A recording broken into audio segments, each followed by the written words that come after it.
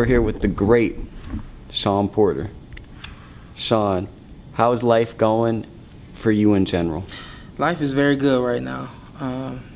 Coming off of a big fight, and I'm healthy and just happy. You know, the entire team seems to be in a really good place right now. We're all still on that high, riding that high from the fight, and trying to relax and slowly get back into the groove of things. When you have a big fight like that and you get back home, sometimes it's a little hard to get back into the routine of things. I know my strength and conditioning coach, Larry Wade, he got right back.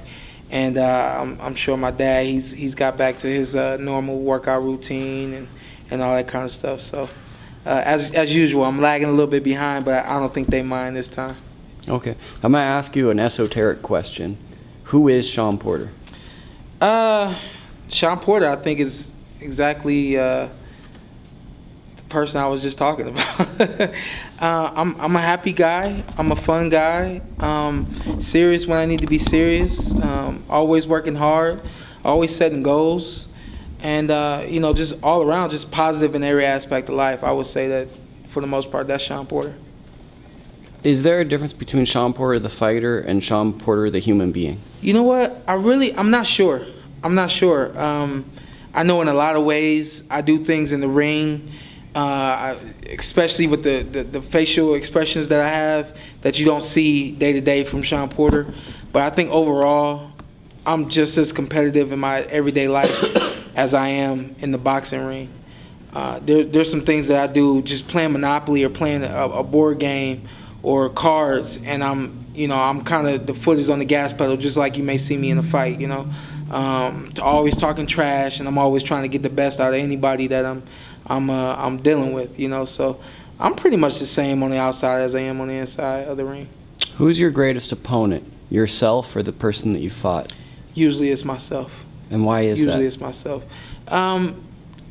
You know, I was at church last week, and my pastor said something that was very relevant to me, and just as relevant in my walk as a Christian as it is my boxing career. He said, there are no limitations on you as a Christian, but we always limit ourselves. You know, we don't see what God sees and has in store for us, and a lot of times, you know, we live our life day to day wanting what we want and not what God wants for us, or thinking we want what God wants for us, but not doing as much as it takes to get what God wants for us.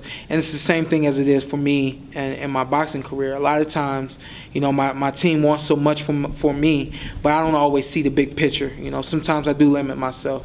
The great part about it is I have a team that stays on me, and they make sure that, you know, by the time fight night comes, you know, I've explored every limit, and I'm always ready for the challenge. The boring standard question.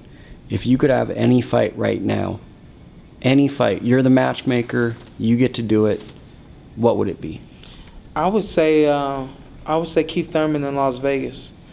I think that fight in Las Vegas will be great, unbelievable. You know, you talk about what boxing used to be like. That is a old school boxing fight match event in Las Vegas. You know, not to mention the fact that I'm the #1 contender for the WBC title. Not to mention the fact that we've already fought once and it was a great fight. You know, the only thing we both can do is make the next fight even greater. You know, so I think that is my dream matchup right now. I think that is also a very great dream matchup for any fight fan or, you know, boxing fan out there. Okay. Do you have any interest in the Kell Brook Earl Spence fight? I do, purely as a fan, to be honest with you. My dad and I we're looking at tickets right now to get over there and check out the fight and try to work our hands and get on TV and be seen and announce, you know, to the world over there that, you know, Shawn Porter is here and he's ready to take on the winner of this fight, and not only that, any fighter in the world, you know. So we want to go over there. We want to have fun. We definitely want to root for the American, for Earl Spence. Looking forward to him going over there and doing his thing.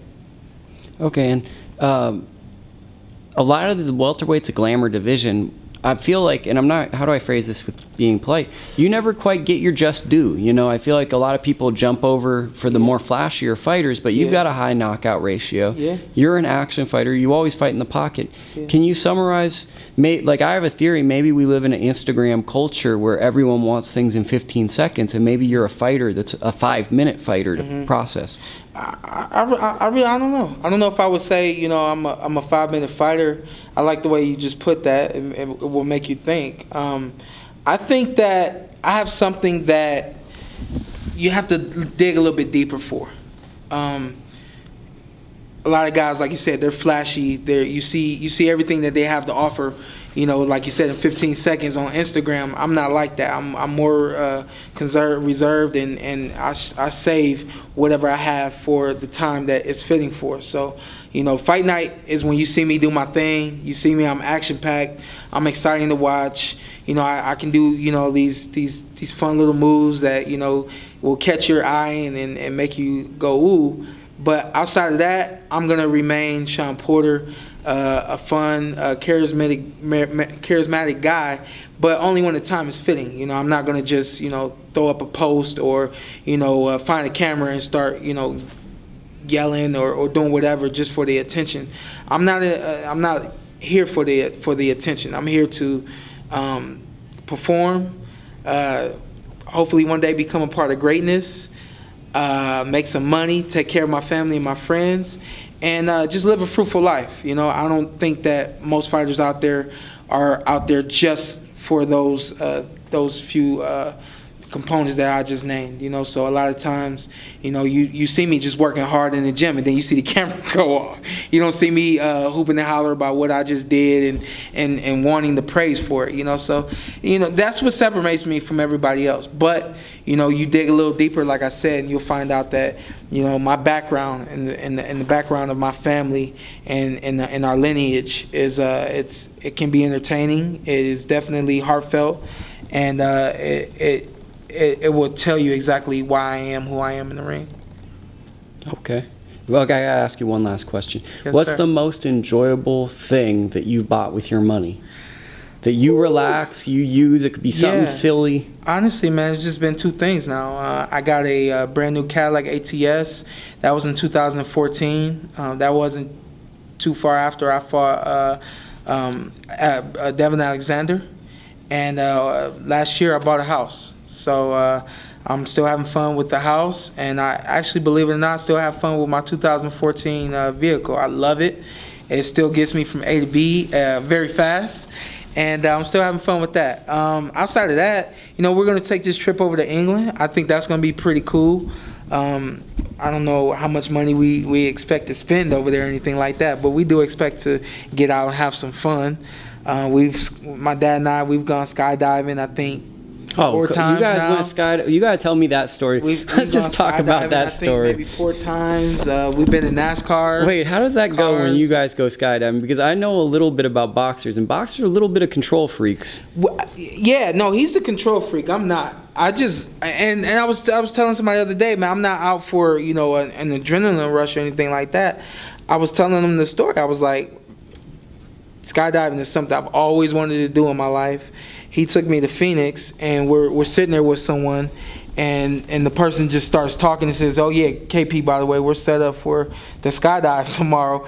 And my dad was like, it was supposed to be a surprise, but we're going skydiving tomorrow. And I'm just kind of like, what? Like, yes, you know, finally. And I mean, like, from the moment we got to, we're tandem. From the moment we got to the edge, we jump out. I was screaming like, yes, yes, yes, yes. We get all the way down.